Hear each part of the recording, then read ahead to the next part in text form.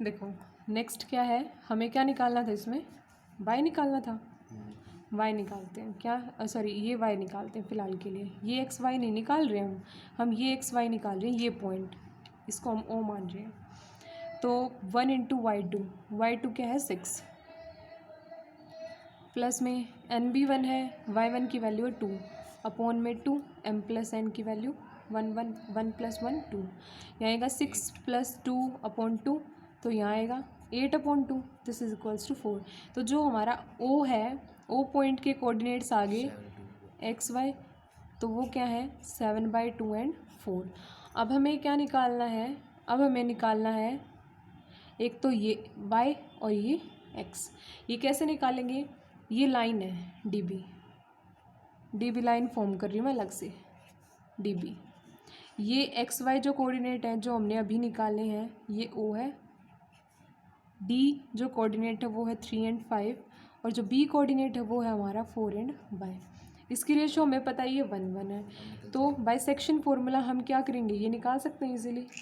कैसे निकालेंगे, हम सिर्फ इसके ऊपर निकालेंगे, यही निकालना है तो हम किसको लेंगे, सिर्फ वाई सेक्शन फार्मूला का वाई कोऑर्डिनेट लेंगे, ना कि एक्स कोऑर्डिनेट। तो वाई कोऑर्डिनेट लेंगे, वाई इज इक्वल्स टू में my2 प्लस ny1 अपॉन में m प्लस n। लिखो क्या आएगा m1, इसको मान लेते हैं x1 y1, इसको मान लेते हैं x एंड y, और ये है हमारा x2 y2 y n y1, 1 into y1 is 5, m plus n is 2। अब हमें पता है यहाँ से ये जो y है 8 हो जाएगा, यहाँ हो जाएगा 8 is equals to y plus 5/2। Only 5 y plus 5, हाँ ओनली y प्लस 5। क्यों ये 2 क्यों नहीं होगा यहाँ, इधर y की वैल्यू 4 थी। अच्छा तो यहाँ पहले 4 रखेंगे वैल्यू, ठीक है, मीन्स बाद में सॉल्व करेंगे इसको। अब क्या करेंगे, इस वैल्यू को यहाँ रख लेते हैं, 4 is equals to y plus 5/2। तो यहाँ से किसके इक्वल आएगा, 8 is equals to y plus 5, तो यहाँ से y किसके इक्वल आएगा, 8 minus 5 is equals to 3।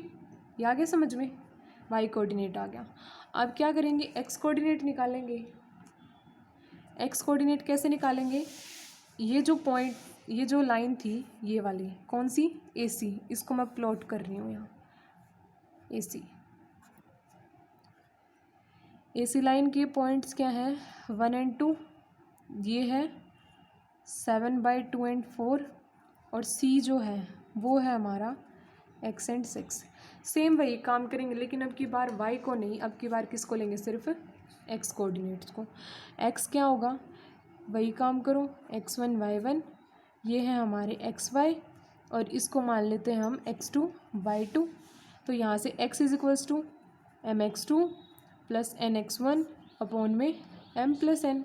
x की वैल्यू है 7/2, this is equals to mx1, m is 1, x2 की value x, n is 1, x1 की वैल्यू 2, डिवाइडेड बाई 2।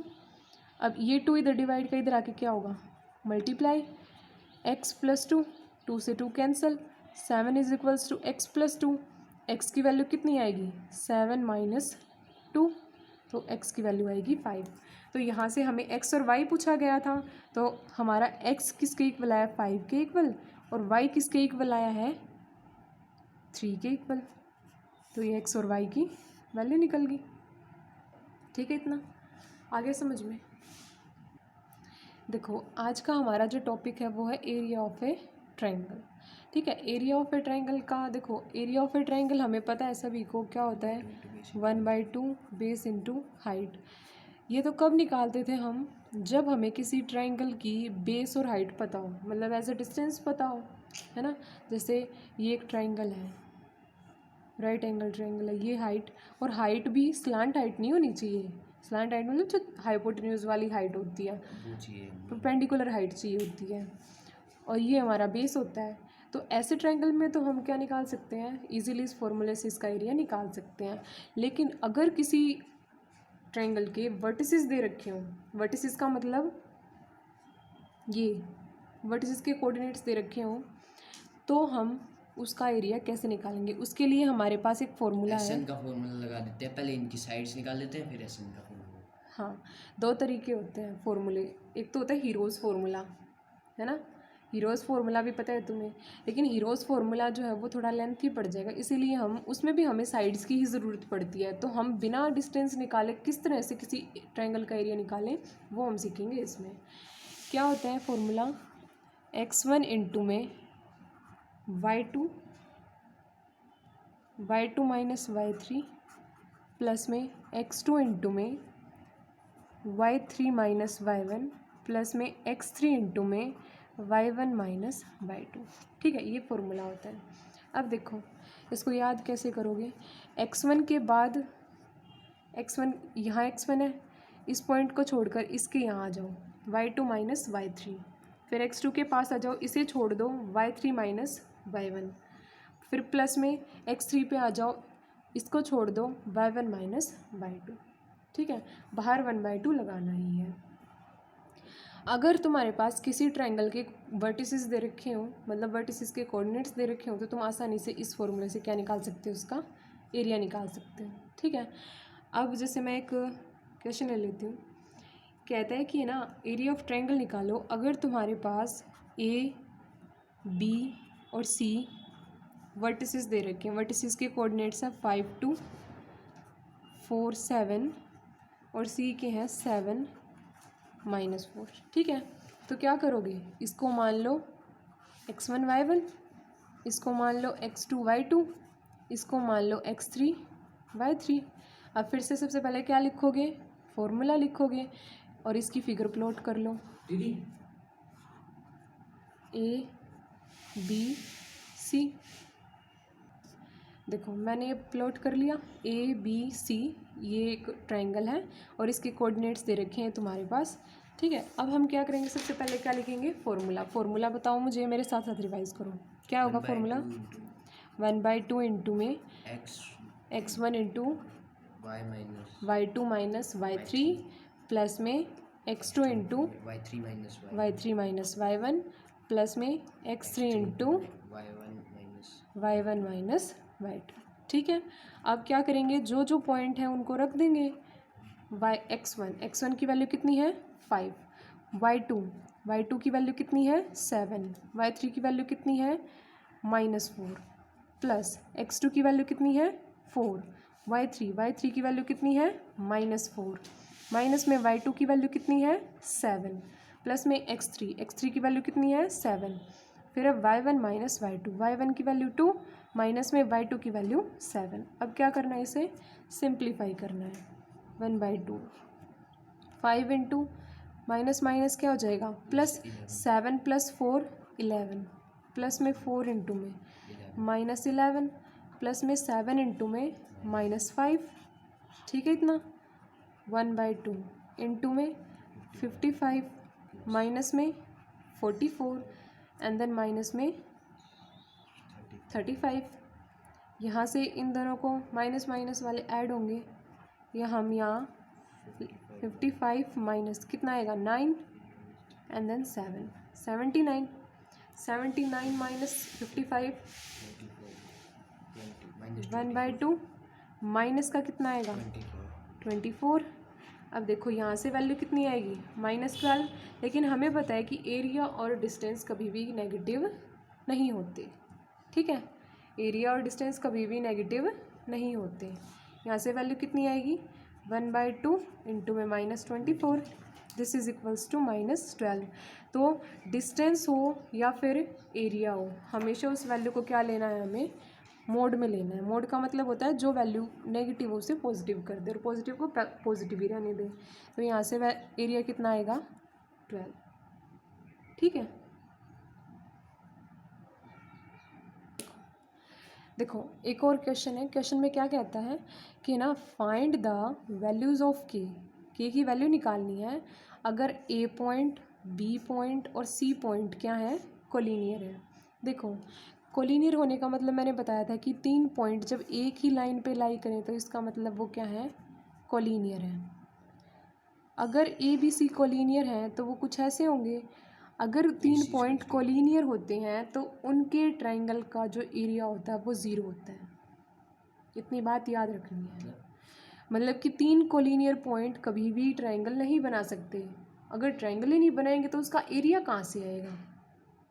इसका मतलब उसका एरिया क्या क्या आएगा? 0। तो इसका मतलब जो area of triangle formed by ABC है, area of triangle formed by ABC points, this will be 0। अब A पॉइंट ले लो, 2 3 4 K एंड देन 6 -3। ये पॉइंट क्या होगा? x1 y1, ये होगा x2 y2, ये होगा x3 y3। तो क्या करेंगे अब? इसका ट्रायंगल का एरिया लिखो, एरिया ऑफ ट्रायंगल का फॉर्मूला क्या होगा? फिर से बोलो मेरे साथ। 1/2 of x1 y2 minus y3 x2 3 minus y1 plus में x3 इंटू में y1 माइनस y2। अब जो माना है ये तो 0 है, तो 0 इज इक्वल्स टू 1/2 x1 कितना है? 2। y2 कितना है? k माइनस 3 प्लस में x2 कितना है? 4। y3 कितना है? -3 माइनस y1 इज -3 प्लस में x3 कितना है? 6। y1 इज 3 माइनस y2 की वैल्यू कितनी है? k। ठीक है इतना। अब देखो ये 2 इधर डिवाइड का इधर आके मल्टीप्लाई होगा तो 0 हो जाएगा। यहाँ से क्या आएगा? 2 इंटू में k+3 प्लस में 4 इंटू में -6 प्लस में 6 इंटू में 3 - k। अब इसे सॉल्व कर लो। 0 इज इक्वल्स टू में 2k + 6 माइनस का 24 प्लस का 18 एंड माइनस का 6k। अब यहाँ से -2k और माइनस का 6k, तो यहाँ क्या आएगा? -4k। 6 एंड 18 कितना होगा? 24। 6 और 8 कितना होगा? 24 प्लस का 24 माइनस का 24।